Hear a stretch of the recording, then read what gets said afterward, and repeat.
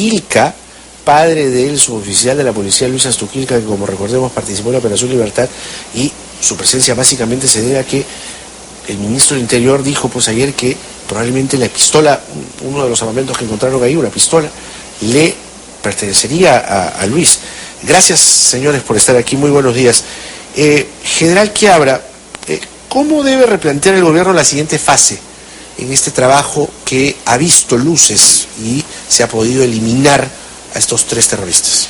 En primer lugar, tenemos que los peruanos tener en consideración que esto es producto de una serie de acciones que obedecen a un plan de campaña formulado por el Comando Conjunto el año pasado. Esto no es una operación puntual, esto es una consecuencia de lo que se inició prácticamente en noviembre del año pasado, cuando fueron capturados 4 elementos de la columna de Alipio. En febrero, recuerden ustedes, se hizo la operación Ocaso Rojo, que con todas las dificultades que tiene el terreno, se llegó al campamento de Raúl. ¿Y cuál fue lo importante de esa llegada? No se encontró a nadie, pero se encontraron los equipos de radio y los indicativos de comunicación. A partir de ahí se convirtieron en vulnerables. Entonces aquí lo que viene funcionando por el apoyo que hace este gobierno a las Fuerzas Armadas es la inteligencia técnica. Aquí hemos logrado lo que hace tiempo pedíamos los peruanos, que trabajáramos juntos, ¿no? Que no haya esa lucha por la primicia o porque yo soy más que tú eres menos que yo, y si no es por mí tú no haces nada. Entonces, cuando se ha logrado esa unidad en la inteligencia técnica, tenemos nosotros éxito. Pero lo más importante es la inteligencia humana.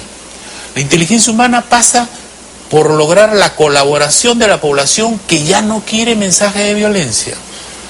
Y ahí ha salido muy bien en un análisis que se ha hecho. El punto negativo que han tenido estos ha sido destruir la maquinaria y dejar sin trabajo a gente que se estaba ganando la vida con un trabajo decente.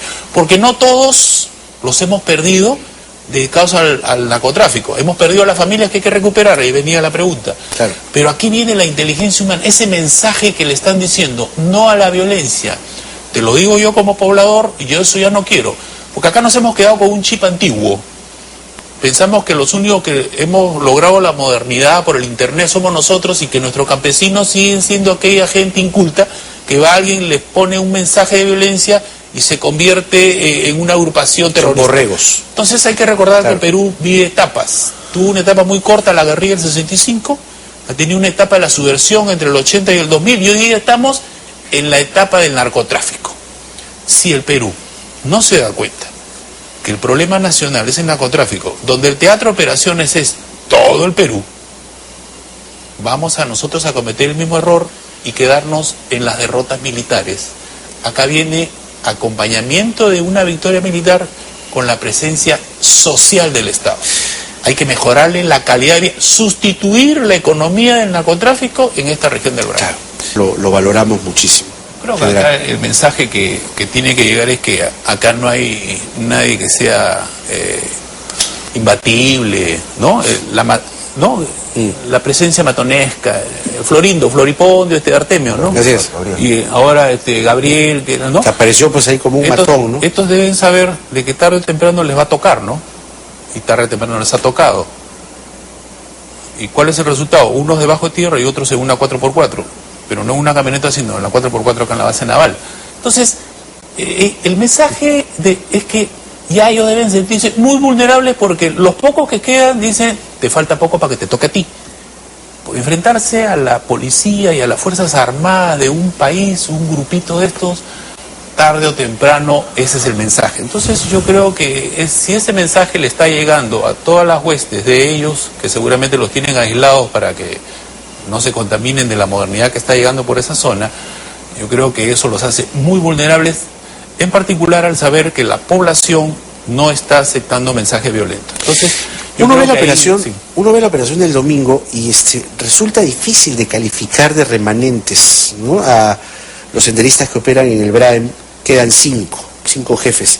Yo veo más bien, y creo que coincidirá usted conmigo, son huestes que en algún momento, lo dice la Operación Libertad, han sido capaces de enfrentarse con las mismas armas a nuestros soldados y policías. Mi pregunta era, ¿qué le hace pensar todo lo que le estoy diciendo cuando estamos por cumplir 10 años de la presentación del informe de la Comisión de la Verdad?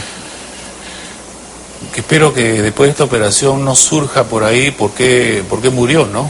De repente por ahí van a estar analizando si el explosivo fue un mal uso de uno de los terroristas o le lanzaron un misil, y por qué le lanzaron el misil, y por qué hay heridos, y por qué ha salido por ahí que hay un poblado que han quemado una casa. No, la casa que han quemado es la casa de donde estaban estos dos, porque ya está diciendo hay una casa que ha sido quemada. No, la casa es esa, por si acaso. Ya están diciendo ya que hay una casa quemada por ahí, de repente no se sabe dónde está esa familia, que no.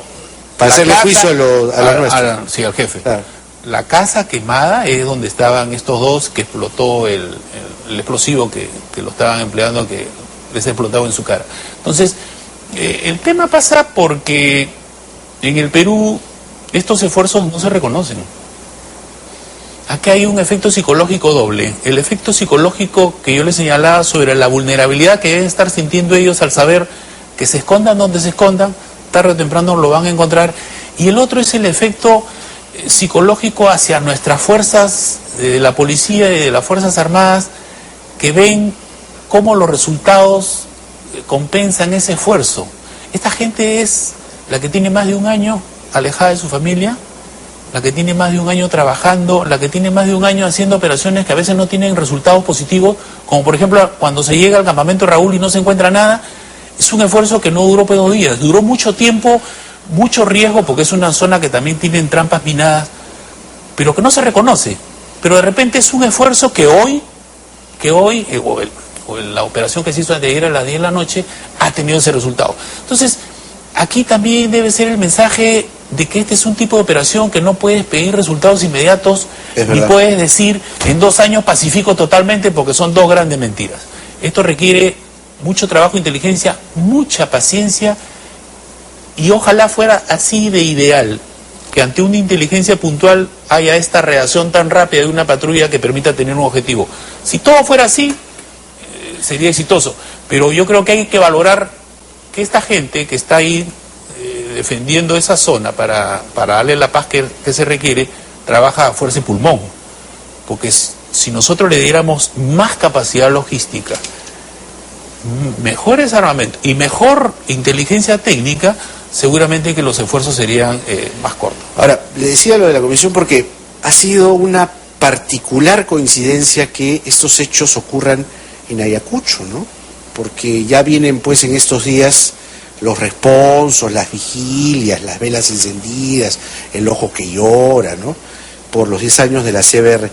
Y yo le preguntaría si esta prédica solapadamente antimilitarista que tiene el informe de la CBR y que va a ser recordada en estos días, ¿reconcilia a los peruanos o más reconcilia a los peruanos lo que ha pasado el domingo? Yo creo que más nos acerca a todos cuando tenemos un éxito de este tipo, ¿no? Tendríamos que preguntarnos por qué el informe de la Comisión de la Verdad no ha tenido una aceptación nacional. ¿Por qué tiene tantos reparos? Tendríamos que preguntarnos. No ha logrado el efecto que se esperaba de un informe bien hecho, pero que tiene algunos problemas, en particular cuando se determinan responsabilidades en los integrantes de la fuerza del orden sin conocer los procedimientos militares. El año pasado, importantes integrantes de la Comisión de la Verdad señalaron como un gran error no haber conversado con las Fuerzas Armadas como institución. Yo considero que así como las organizaciones de derechos humanos capacitaron a los jueces y fiscales para juzgarlos, faltó la otra parte, llamar a las instituciones militares para decirles cómo son los procedimientos militares para un tipo de esta guerra contrasubversiva. Yo creo que al tener los jueces y fiscales las 2 versiones, ellos libremente hubieran podido hacer juicios más justos. Pero eso significa que ya tenían probablemente una conclusión anticipada, ¿no? Lo que vemos que la autoría mediata no funciona cuando no se conoce cómo se planea en forma centralizada y se ejecuta en forma descentralizada. Lo que sucede en una localidad lejana no puede abarcar a toda una unidad, a todo el Estado Mayor de la gran unidad y llegar hasta el presidente del Comando Conjunto. Yo pregunto, ¿por qué no llega hasta el presidente de la República, que es el jefe supremo de las Fuerzas Armadas? Claro. Primera pregunta, ¿no? General, muchísimas gracias.